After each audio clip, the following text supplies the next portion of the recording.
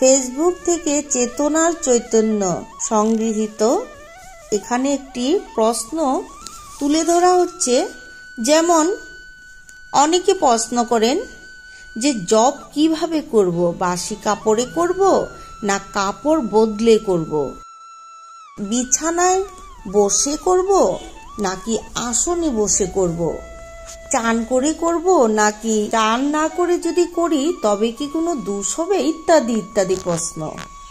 তো এই সম্বন্ধে ঠাকুর মা স্বামীজি যা বলে গেছেন তার সার কথা হচ্ছে, তিনি আমার আপনার জন, তাকে ডাকবার জন্য অত বাজ বিচার করব কেন? যখন যে অবস্থায় থাকবো তখনই ডাকবো।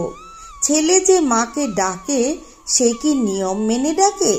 বিছানায় শুয়ে মার সঙ্গে অনেক কথাবার্তা বলছে, খেতে খেতেও মার সঙ্গে কথা বলছে।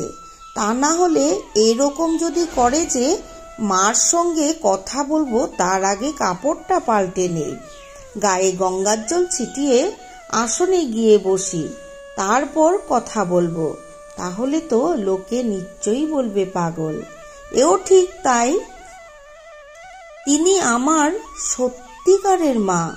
যখনই পারবো তাকে ডাকবো, চান করে ডাকবো, চান না করেও ডাকবো, আসনে বসে ডাকবো, আসনে না বসেও ডাকবো, সম্ভব হলে সব সময়ই তাকে ডাকবো।